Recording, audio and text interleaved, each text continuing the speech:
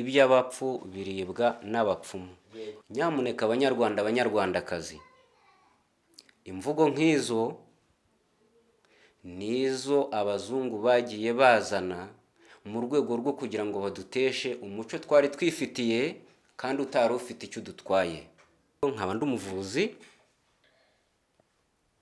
uvura mu buryo bwa kinyarwanda, mvura nkoresheje uburyo bwa kinyarwanda ariko nkaba umupfumu.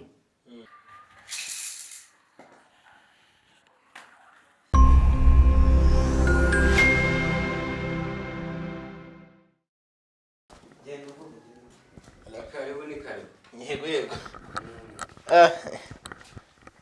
nuko bimeze ibya hano. Mwatambuka mukicara.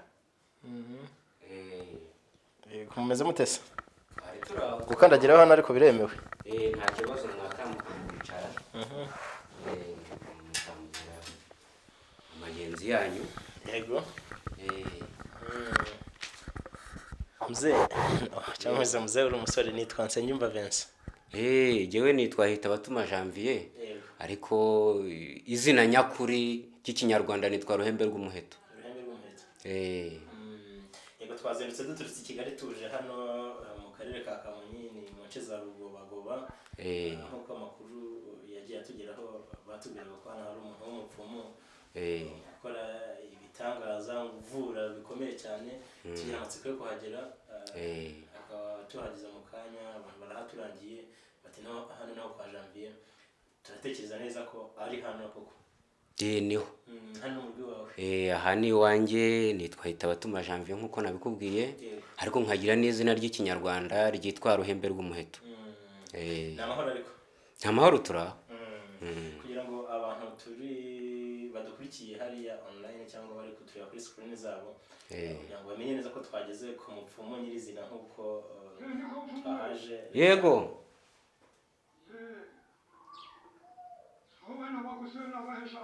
Abana ngo baturutse i Kigali databuja. Ngo na amakuru bashaka. Ngo bashobora kuba ngo turimo turaganira, barimo barambwira amagenzi yabo. Twakomeza. Hanyuma ijwi twumvise ngize amatsiko mbere ko dutangira ikiganiro, numva biri kuvugira muri ibikoresho byawe. Byirijwe bimeze bite kugira tukore ikiganiro nanjye ndafite ubwoba kuko ndumva ntibigutera ubwoba. Uriya n'umukurambere wanjye buriya tuganiriye yabonye ibintu bidasanzwe hano, hanyuma ashatse kugira ngo ambaze kandi ndamusobanuriye.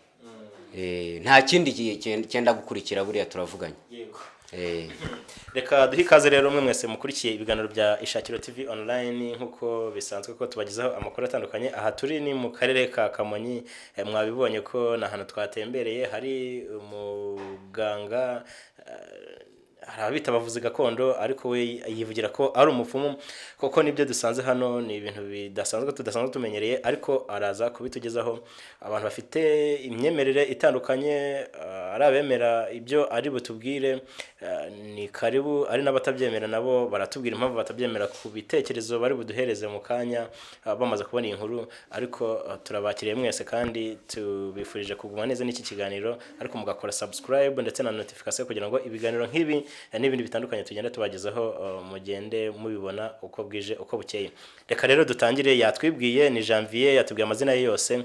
Reka dutangire ikiganiro, atubwire ku buvuzi bwe, atubwire kuri ibi bikoresho, kugira ngo abantu barusheho gusobanukirwa ko n'ubuvuzi hari icyo bwakora mu gihe bwakozwe mu buryo nyabwo. Tugiye kuganira byinshi kandi twizeye neza ko hari abo biruze kugirira umumaro.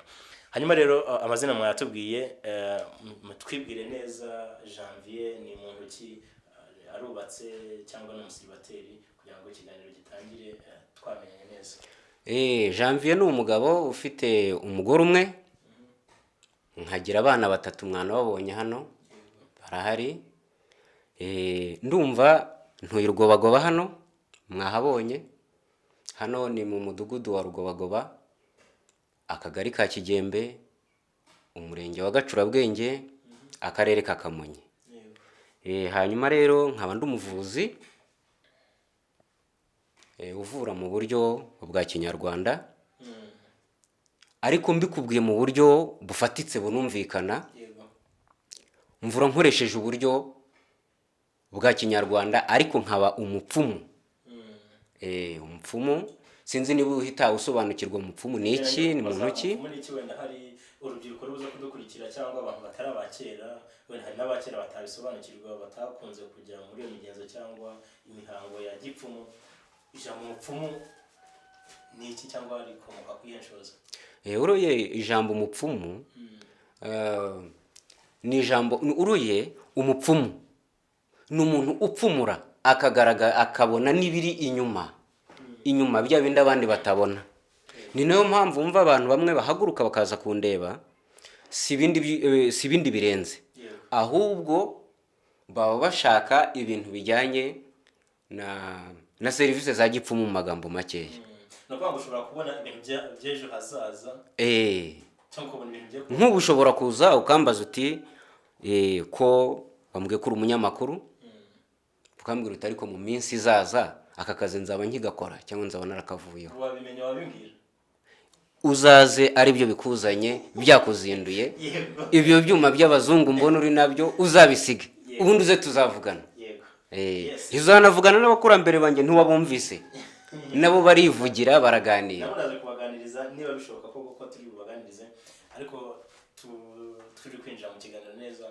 Janvier, hari ibintu wambaye kugira ngo dukore ikiganiro neza, turi kujyana n'abadukurikiye bari kwibaza bati ibira bintu yambaye ni ibiki, bisobanuye iki, kugira ngo uhereye ku mutwe umanuke ugere no kuri ibyo. Ndabona ari ibintu bimeze nk'impu z'utunyamaswa, ndabona ari ibintu bidasanzwe. Kuba dukurikiye basobanurira rero imyambarire yawe. Iyi myambarire ni imyambarire y'akazi. Mwe ntago mwaje mwantumyeho, ngiye kubona mbona mugeze hano, bityo rero musanze ndi mu kazi. Ubu nayo ndimo nganira na bari abakurambere banjye, ndimo nkurikirana ibintu bitandukanye by'abantu kandi batandukanye. Ubu ngubu nari mu kazi muri makeya. Hanyuma wari mu kazi, nubwo uri mu kazi ariko uradusobanurira ibyo bintu, ibyo ni impu z'iki? Ndabona wajyana akanyamaswa kari aho kunda, ndabona hejuru bitandukanye. Dusobanurira nyine nubwo uri mu kazi, kuba twakiriye ni amahirwe kandi twabigushimiye. Hanyuma dusobanurira iyo myambaro. Iyi ni umwambaro w'akazi. Ni umwambaro w'akazi ngomba kwambara gutya iyo ndi mu kazi, niko abakurambere bambwiye. Aya ni amategeko n'amabwiriza. Urabona iyi ni inyamaswa bita agasamunyiga. Hano iyi ni inyamaswa bita urutoni. Hanyuma iyi nyamaswa nayo niyo bita imondo. Hanyuma wambaye inyamaswa eshatu zitandukanye, hari isobanuro byabifite cyangwa hari aho byabihuriye n'ubuvuzi ukora kugira ngo wambare izo nyamaswa tubwiye ko eshatu? Oya, ahubwo wibitindaho cyane ishati wabonye nambaye cyangwa se uyita ishati cyangwa ikote cyangwa ijire. Iyi ngiyi ni y'abakurambere. Iyi nkaba narayisigiwe na sogokuru wanjye. Rero arambwira ati kandi iteka ryose igihe uri mu kazi kawe k'ubupfumu ugomba kuba wambaye ishati y'akazi. Uyu ni umwambaro nk'uko ubona n'abandi bantu bagira impuzankano z'imirimo yabo. Nanjye ni impuzankano y'akazi kanjye. Murabibona abadukurikiye kuri Shakiro online, yambaye imyambaro y'umurimo we, ariko hari n'ibikoresho bitandukanye. Kugira ngo twinjire mu kiganiro nabyo navugaga, tugomba gusobanukirwa ibi biri hano byose bimaze iki cyangwa bigufasha iki. Hari icumu, kameramani aradufasha kurigaragaza. Iri cumu rihuriye he n'umurimo ukora? Iri cumu ngira ngo sinigeze nkubwira cyane ku buvuzi bwanjye inkomoko yabwo naho nabukuye. Nakubwiye ko mbukomora kuri sogokuru wanjye. Ubwo mbukomora kuri sogokuru wanjye rero ni icumu nirye. Yansigiye ubuvuzi, ansigira n'icumu rye, ngira ngo uraribona. Nuko ibi bikoresho rero nabyo mpite mbigeraho utaranabimbaza cyane, urabyitegereza ukabireba. Ibi bikoresho byose ni sogokuru wanjye wabinsigiye. Arambwira ati iteka ryose igihe ugiye kuganira n'abakurambere hagombye kuba hari ibyansi, hakaba n'igisabo. Iki nicyo gisabo cyacundiraga inka za sogokuru. Hanyuma sogokuru wawe n'ibyo yakoraga agiye atanze cyangwa amaze gupfa, kwitaba Imana sinzi niba mubyemera, amaze gupfa, amaze kuva mu mubiri, aguhitamo nko mu bana bazamuhagararira, niko byagenze? Cyane ko no mu bana tuvukana ntawe ukora umwuga nk'uwanjye kuko jyewe nibyo nahawe. yego Eh, yego. Hanyuma amaze kutubwira neza uko ubuvuzi bwe aho yabukomoye, hanyuma dutangira ikiganiro rero. Ubuvuzi uretse kuragwa n'umubyeyi wawe cyangwa kuragwa n'undi muntu, umuntu ashobora kubyiga kugira tumenye neza nyine twinjire muri ubu buvuzi tumenye ubwo ari bwo. Warabyize wowe, warabirazwe niko watubwiye. Hanyuma hari abashobora kubyiga bakabikora barabyize, babicishije mu buryo bita gucisha. Ubu no munsi hari umuntu uza akambwira ati ndagira ngo uncire. Icyo gihe yaje aje gucisha, mubwira ibisabwa nkamucira, nawe akagenda yagera iwe agahamagara akitabwa n'abakurambere, hanyuma bakamubwira bati uragomba kuzajya ukora gutya, bakamuha amategeko n'amabwiriza, agahabwa umurongo ngenderwaho, akawubaha kandi akawubahiriza. Yaramuka abirenzeho akabihanirwa. Hanyuma Janvier rero amaze igihe kingana icyo akora ubu buvuzi. Ubuvuzi mburambyemo cyane kuko nabutangiye muri 2007 ku itariki 29 nibwo natangiye ubuvuzi bwanjye. Yego 2007 nibwo cyangwa nibwo sogokuru wanjye yari yitabye Imana. Ni sogokuru wanjye ntabwo ari data, ni sogokuru wanjye. Yitabye Imana nka none ejo uratangira gukora cyangwa wabanje gufata umwanya wo kubyitoza kugira ngo bitangire? Yabintoje akiriho, ariko arambwira ati mwana wanjye, igihe nzaba nitabye Imana nkuko wahoze ubivuga, uretse ko ntanemera ibyo kwitaba Imana, wenda ariko tubishyire ku ruhande, ariko yansigiye intebe arambwira ati umunsi nzaba ntakiriho uzayicareho. Ati uzayicareho uvura abantu bo mu mpande enye z'isi, uzabishaka wese uzamuvure. Ansigira intambara nawe atabashije kurangiza, ariko arambwira ati intambara uzayikomeze, nawe uzayiraga abandi bakomeze bahangane nayo. Sindi intambara rero yindi idasanzwe, ni intambara yo guhangana n'abarozi. Yego. Ukomeje ku kintu cyiza uti yansigiye kurwana intambara yo guhangana n'abarozi, ariko abatubona ubu ngubu ntekereza ko hari ababyumva kimwe nanjye, nubwo ninjiyemo hano ninjiye mfite ubwoba byo ntugire ngo ntabwo byanyoroheye kuko kubashara amahoro. Umupfumu n'umurozi kubitandukanya njye birangora, kandi ntekereza ko n'abadukurikiye hari benshi babifata gutyo.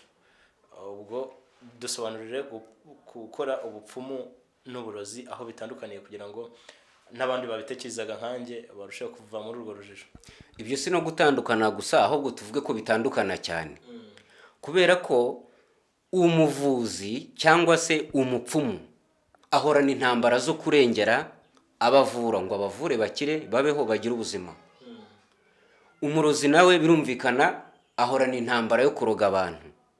Bityo hagati aho ahubwo abo bantu ubanza sinzi iyo ujya kumbaza utabantu bangana cyane kuruta abandi nabaye, ni umupfumu n'umurozi. Kuko niba umurozi yirogera umuntu wowe ukamuvura, urumva ko ubangamiye akazi ke. Hanyuma umupfumu no gucuragura hari imigenzo nge ntabasha gusobanukirwa. Hari ibyo najya mu gucuragura kumva ari kumucuragura ntizakashaka ko ari umurozi. Hari aho byabihuriye? Gucuragura rero abantu babyumvise ukundi. Ubundi gucuragura ni umuterekero. Gucuragura umuntu acuragura kuko mu muryango wabo hahoze abacuraguzi. Niba sogokuru wawe yaracuraguraga ukaba ukeneye kumuterekera, ugomba kumuterekera nyine nawe ucuragura. Ubwo hari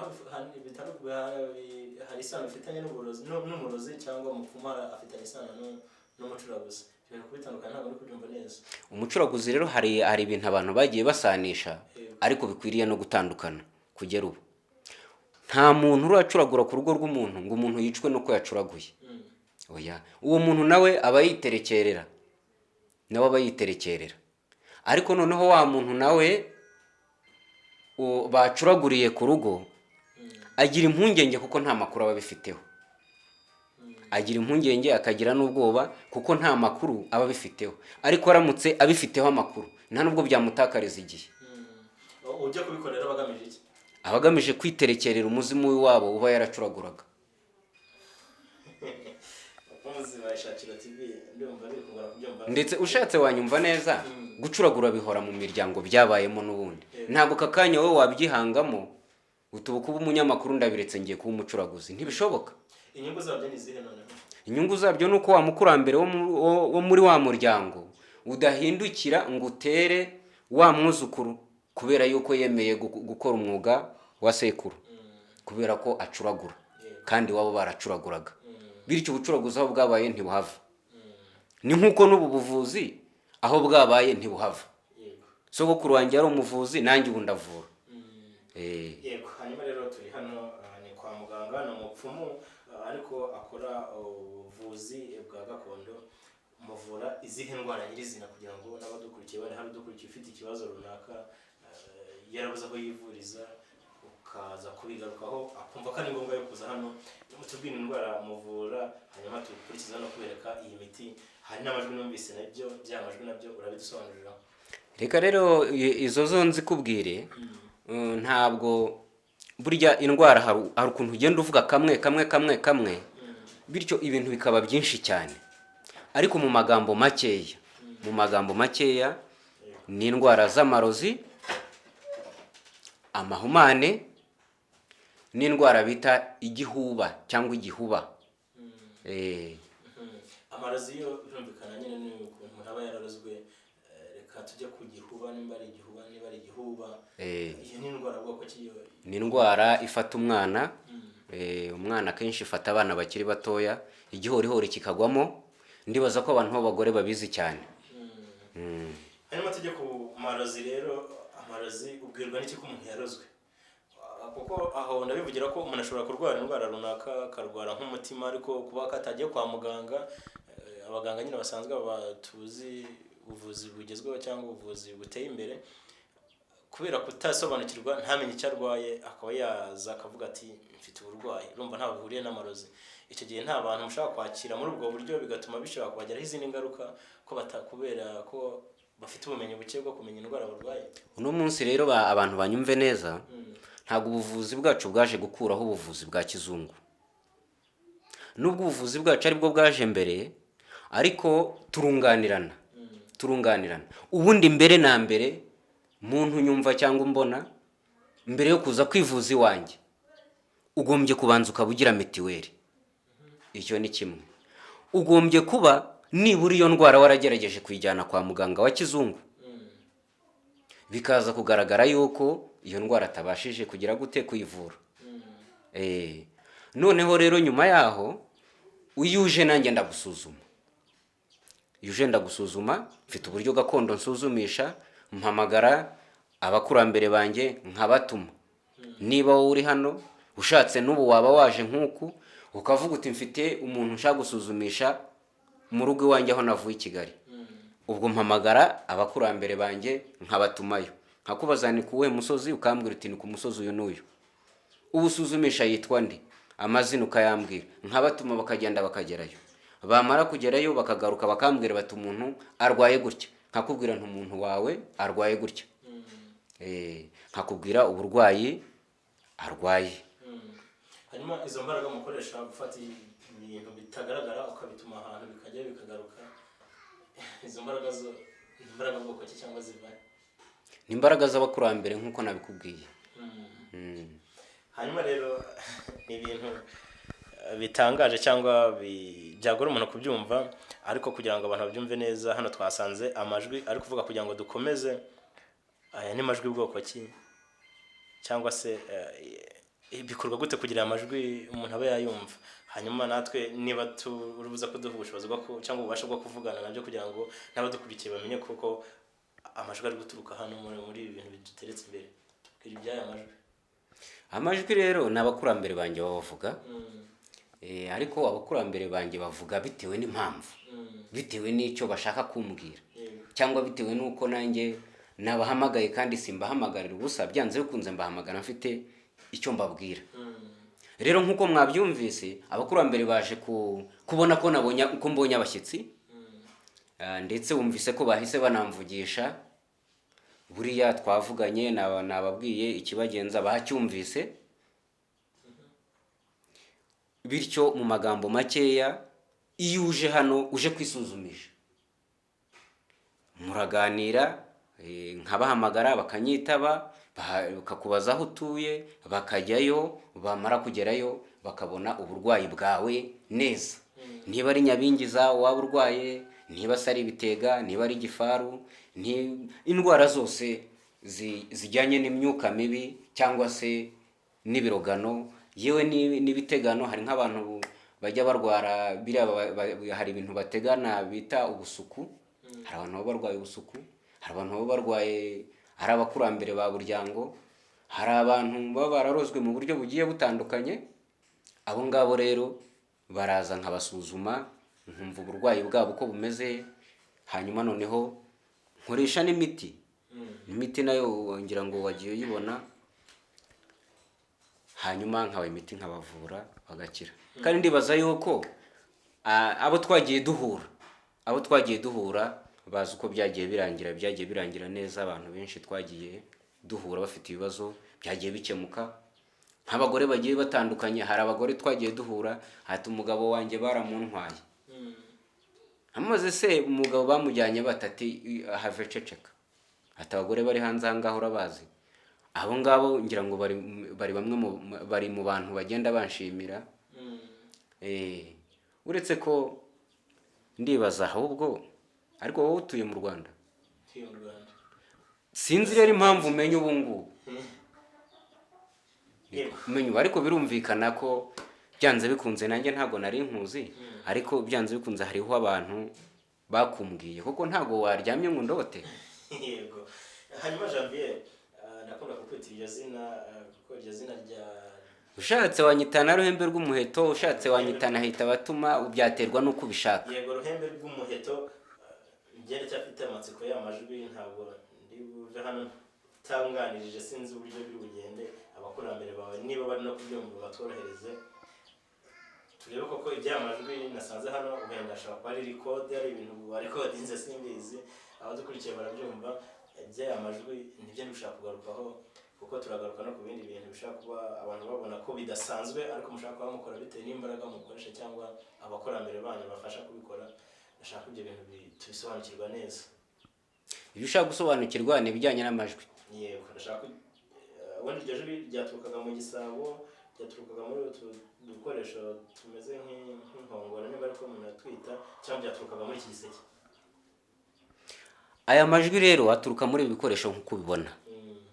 Ariko nk'uko nabikubwiye, buriya uriya mukurambere wavugaga, wumvise avuga, uriya ni umukurambere witwa Rubungo. Uriya ni umukurambere witwa Rubungo, rumenera ingabo n'ingoga, umugabo udasubira inyuma ku ijambo, nyir'urwaye. Akaba rero ari we nyiri ibi bikoresho uko ubibona, akaba ari we nyir'urwaye nk'uko ubyumva. Uru rwahi rwanjye ubona niwe uruyoboye. Ubwo rero yabonye abashyitsi nk'uko wabyumvise, hanyuma aza kumvugisha, ariko n'ubundi turavugana iyo bibaye ngombwa. Nakubwiye ntifite ibyo mubwira, mbega reka nkwereke,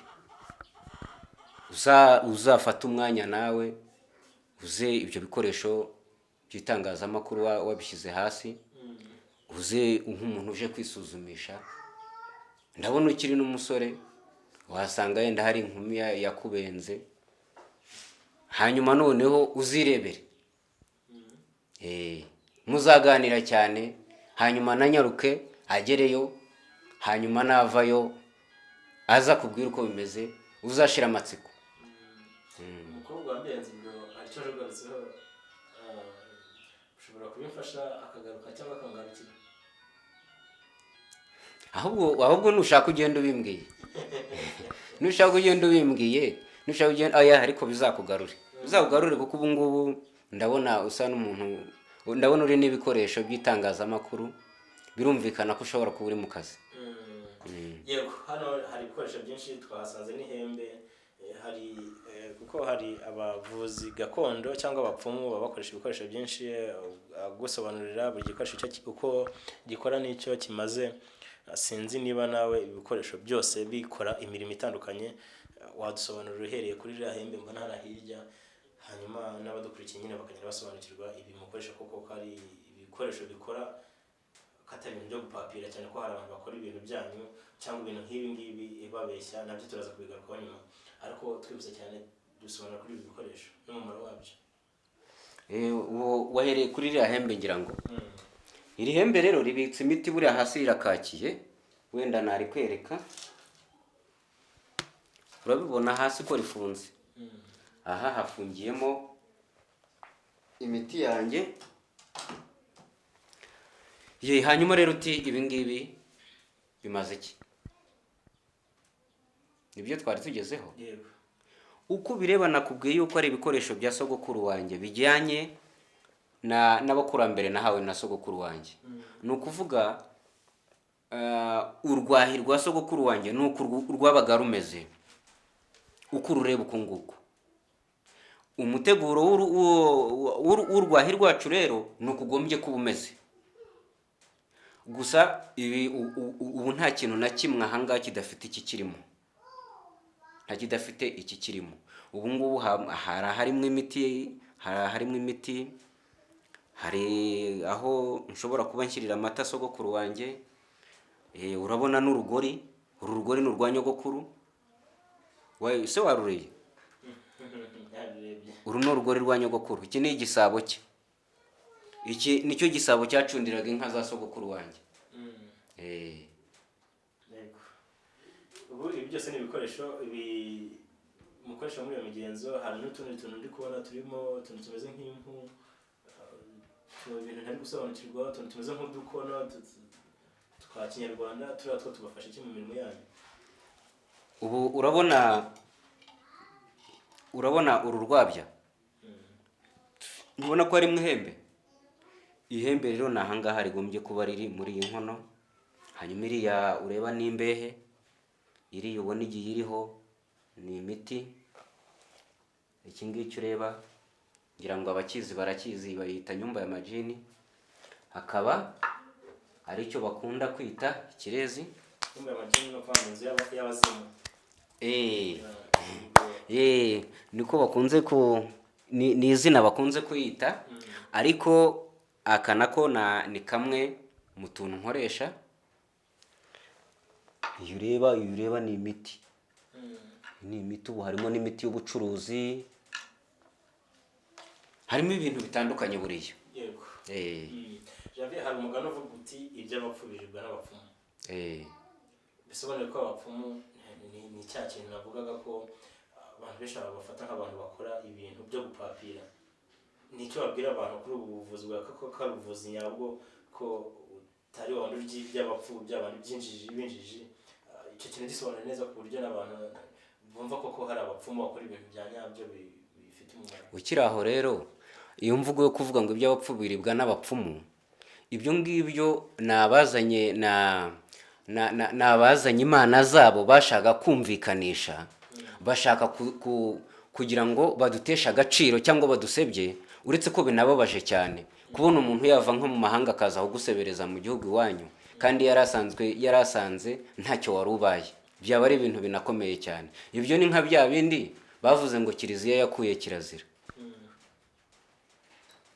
Iyo umuntu agira gutya agakora ibizira, aho bamukomakomye bati nyamuneka ibyo bintu ukoze ni amarorerwa, ahubwo ngo kiliziya yakuye kirazira. Nyamara iyo ni imvugo y'abafite aho bashaka kwerekeza ibintu, ntago kirazira yigeze ivaho. Nta nubwo abantu bagana abapfumu ari abapfu nk'uko bivugwa, ahubwo abayobotse imana zitari izabo ntekereza ari bo bapfu. Abo bazanye izo mana ni bande? Izo mana zitari izabo ni izihe? Dusobanura neza kugira ngo dukurikire bisobanukirwe neza. Corona nirangira cyangwa na mbere yaho insengero zigikinguye, ubu wava ahangaha ukarinda ugera i Kigali ugenda uca ku nsengero bavuga ngo mana ya Isiraheli ngo tubabarire ibicumuro. Ntibanavuga bati mana y'u Rwanda tugirire ibambe, ahubwo ngo imana ya Isiraheli ngo barayisaba imbabazi. Uri umunyarwanda ukaburamya imana ya Isiraheli, ndumva urinjije igihe. Umva bitaba bitangaje. ntabwo ari kubyumva neza. Hanyuma ntabwo wemera Imana, ubundi dusenga Imana yo mu ijuru cyangwa twemera Imana yo mu ijuru? Cyese mba tutabyumva kimwe. ahubwo twemera Imana y'u Rwanda. Ese kiwe ni Imana zingahe? Abarundi bafite Imana y'u Burundi, abaganda bakagira Imana y'Abagande, cyangwa abanyamisiri bakagira Imana yo mu Misiri. Nje nzi ko tugira Imana imwe. Kuki ushaka ko buri gihugu kiha Imana yacyo? Ahubwo wowe iyo uza kumbaza uti Imana yawe wemera, iyo nemera ni Imana y'u Rwanda, nemera Imana y'u Rwanda. Bivuze ko n'abandi bo muri gihugu bivuze ngo ntuze kumbaza ngo ese ngo runaka ngo ko bemera ibingibi, abo ni ibyabo sinanabizi, ahubwo mbaza ibyo mu Rwanda. Nge nemera Imana y'u Rwanda. wemera ko ikiremwa muntu kigira Imana zingahe? Cyangwa buri kiremwa muntu se, cyangwa bitewe na nationality cyangwa ubwenegihugu bwe kigomba kugira Imana yacyo? Nemera yuko buri muntu wese agira Imana ye, ahubwo hari abitwerera izitari izabo. Nibyo bya bindi nakubwiraga, umuntu akavuga ko atemera Imana y'u Rwanda, ahubwo akagaruka ati jyewe nemera Imana ya Isiraheli. Dore ko nkunze kumva benshi ariyo bavuga, sinzi icyaba cyarabaye kugira ngo bariyo bavuga cyane. Tugiye kujya mu by'Imana aho ntabwo nkora kujya impaka cyangwa kuganira ibintu byinshi ku by'Imana, kuko nemera Imana yo mu ijuru. Bivuza n'iby'Imana y'u Rwanda, ibyo Imana y'u Rwanda se wowe ntuyemera? icyo nzakigusubiza ikindi gihe. Ariko dukomeje rero kuri ubuvuzi bwawe, Janvier, hari abantu benshi biyitirira ko ari abavuzi gakondo, kuvuga ngo ni umupfumu. Hari abavuga ko ari gakondo ariko ntibemere ko ari abapfumu. Nabishimiye cyane ko wowe ubyemera ko uri umupfumu, ariko nk'abo bantu kumva ngo umuntu ahamagara inzoka ikaza, akora ibitangaza binyuranye, ngavugana n'inkoko, hari ibyo nagiye mbona byinshi bitandukanye. Ibi ntabwo byaba ari ubutubuzi ko aricyo nakunze kugarukaho. Oya, dore uko ibintu bihagaze rero, reka mbigusobanurire. Bariya bakubwira yuko atari abapfumu, ubwo si bo nyine, kuko biterwa n'ubushobozi bw'umuntu yiziho. Ese niba ari umuvuzi, akaba ari umuvuzi wenda uvuga uti umuravumba, akaba avuga uti igicunshu, akaba avuga uti abambuwa, uwo ni umuvuzi nyine, ariko si umupfumu. Ni ukuvuga rero umupfumu aba byose abikomatanyije. Ni ukuvuga akoresha imiti y'ibimera, ariko akagira n'abakurambere yemera nabo bamwemera, ashobora gutuma, ashobora kuganira nabo, bakagira icyo bamutangariza kirenzeho. Ariko uwo nguwo, ubwo nibwo bushobozi bwe. Abakora ibyo bintu bimeze nk'ibitangaza byo bo bavugaho iki? Kumva umuntu ngo ni umuvuzi cyangwa ngo ni umuntu uri kubwira abantu ko hari ibyo akora bishobora kubagirira umumaro. Umuntu ngo arya inzembe, umuntu ngo acana ibuye rigashya rikayonga, umuntu agashira ibuye mu mazi cyabuye rikarangira. Ibyo bintu byo nkaho uvuga koko kuri umupfumu kandi ukora ibintu biri mu murongo bizima, ibyo bintu byo bivugaho iki? Ibintu nk'ibyo jyewe ndabyemera, nemera ko biri mu kuri. Nemera ko abakora ibyo ngibyo bari mu kuri. Niba bemera ko ari abapfumu kandi bakaba bagaragaza ubwo bushobozi, ndumva jyewe icyo nabavugaho, nabashima, ahubwo n'abantu b'abagabo cyane. Wabashima n'abantu b'abagabo? N'abantu b'abagabo cyane. Niba koko ibyo babikora kandi bakavura abantu bagakira, ntekereza ko ubwo babaye abarozi nibwo byaba ikibazo. Ariko niba ari abavuzi bakaba bavura abantu kandi bakavura bagakiza, rwose genda bemera cyane. Hanyuma ibi mukora ntibishobora guteranya abantu n'abandi? Urugero umuntu akaza mukamubwira ati yararozwe, bitewe n'imbaraga n'ubushobozi mugira, ushaka gutuma hari ibyo utuma bikajya kukurebera, ajya mubwira ko ari aba. Nakubwiye ko ntuma abakurambere banjye. Yego.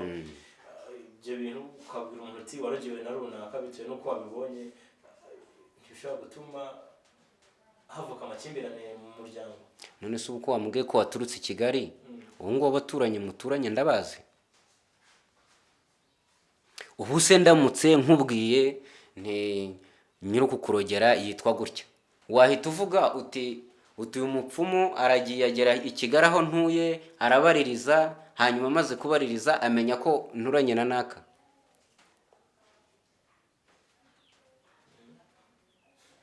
mujya mubikora ukababwira umuntu wamunogeye? Twebwe turagusuzuma tukareba uburwayi bwawe, twamara kureba uburwayi bwawe tukakuvura ugakira.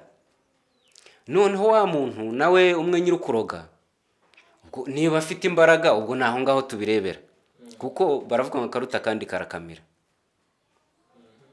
Ni ukuvuga ubaye uri umuvuzi ukavura umuntu ntakire, burya umuntu wamuroze aba akweretse ko akurenzeho. Byanze bikunze rero natwe tuvura abantu tukabakiza kugira ngo wa muntu abone yuko yavuwe yakize, ariko na wa murozi wamuroze nibura nawe abone ko ahinyutse. Muri make ni ukuvuga umurozi aroze umuntu nkamuvura, wa murozi mbamusuzuguye, biba bigaragaye ko murengeje ubushobozi. Niba amarozi abaho, hariho uburozi bwo mu buryo butandukanye, mwebwe muvura ayahe marozi cyangwa barozwe mu buhe buryo? Nakubwiye ko ari mu buryo butandukanye.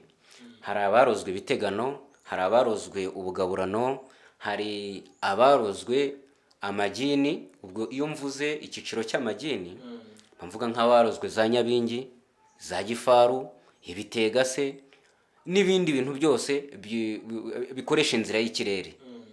Ibyo ngibyo turabifata tukavura umuntu agakira. Ubwo waba warozwe rwose. Hari n'abantu nanone baba bafite nk'ibibazo bifitanye isano n'inda, nk'abagore bakunze kugira inda zahirimye, ababuze urubyaro se, ariko wagaruka inyuma ugasanga rimwe na rimwe hari igihe aba yarabuze urubyaro ariko bitewe n'abakurambere bo mu muryango cyangwa se ibyo yarozwe, ibintu nk'ibyo. Hari igihe mushobora gusuzuma umuntu se mugasanga nta kibazo afite, mukamubwira muti nta kibazo ufite akagenda, cyangwa hari abavuzi bakora ikintu gisa naho kitari cyiza, akaba umuntu yaza kwisuzumisha ariko nta burwayi afite nyirizina n'ubwa bwoba yagize cyangwa hari ikindi kibazo yifitiye, bakamugaragariza ko afite uburwayi bukomeye mu rwego rwo kumukuramo ikintu gifatika nk'agafaranga. Ibyo mwebwe mubyitwaramo gute? Hari abantu baza kwivuza hano mukababwira muti nta ndwara tubonye bakagenda? Ibyo bibaho cyane.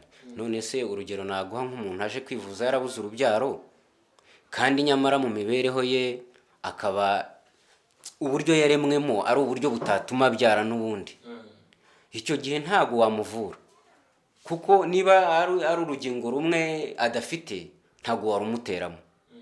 Icyo gihe birangira umubwiye uti urubyaro koko wararubuze ariko nta n'uburwayi ufite, uwo muntu akigendera. Nko ku munsi wakira abarwayi bangana iki baza bakugana? Iminsi yose ntago nakira abantu bangana. Hari umunsi nshobora kwakira abantu 7, hari umunsi nshobora kwakira abantu 30, hari umunsi nshobora kwakira abantu 20, ibihe bigenda bitandukana. Hari ubuvuzi bwanyu buremewe mu Rwanda cyangwa mubikora rwihishwa? Ubuvuzi bwanjye buremewe. Impamvu bwemewe mfite n'ibyangombwa binyemerera nahawe n'urugaga rw'abavuzi gakondo mu Rwanda. Ibyangombwa ndabifite binyemerera kuvura. Yego. Ibijyanye n'ibiciro se murabitangaza cyangwa ni ibanga ryanyu? Iryo ni ibanga ntabwo twabitangaza. Yego. Yes, iyi ni Ishakiro TV online nk'uko twabibabwiraga, twaganiraga n'umupfumu hano uri mu karere ka Kamonyi mu ntara y'amajyepfo y'u Rwanda. Birumvikana atubwiye kuri byinshi bitandukanye bijyanye n'ibikoresho dusanze hano, bijyanye n'uburyo akora akazi ke. Ni ibintu abantu benshi batumva neza ariko yagiye abivimuzi, ndetse nanjye utabyumvaga ndushaho gusobanukirwa gake gake. Nanjye kwa nanjye nzaza kwivuza ariko ntabwo mbizi. Hanyuma rero tugenda tugana ku musozo Janvier. Hari ibyo tutaba tugarutseho wifuza ko wasangiza abantu? Ye amatsiko nari mfite yo kubijyanye n'ubuvuzi bwanyu n'uburyo bikorwa ari kugenda agabanuka. Niba hari ikindi wowe watubwira wumva tutagarutseho wakidusangiza hanyuma tugasoza tugataha. uroye twaganiriye bihagije ariko hari ikintu nagira ngo ngarukeho kimwe cyonyine. Hariho ikintu kimwe wigeze kumbwira ngo iby'abapfu biribwa n'abapfumu. Iyo mvugo nashaka kongera kuyigarukaho nkanayishimangira. Nyamuneka abanyarwanda abanyarwandakazi, imvugo nk'izo nizo abazungu bagiye bazana mu rwego rwo kugira ngo baduteshe umuco twari twifitiye kandi utari ufite icyo dutwaye. Hanyuma bashaka kutwumvisha iby'Imana zabo kugira ngo ibyacu tubireke. Ariko ubundi ntabwo iby'abapfu biribwa n'abapfumu nk'uko bivugwa, ahubwo abapfumu ni abantu bavura, abantu bagakira, ni abantu baharanira ineza y'ikiremwa muntu. Bivuze ko ntabita abapfu bahemuka, abapfumu bahemuka. Birashoboka cyane ko byabaho, ariko sina kenshi cyane bibaho, sina kenshi cyane. Kandi ubwo binabayeho ni nk'uko padiri cyangwa pasitoro cyangwa na shehe uzumva nawe yakoze amakosa. Uretse ko twebwe mu rugaga rwacu no munsi n'umuvuzi ugize amakosa turayamuhanira.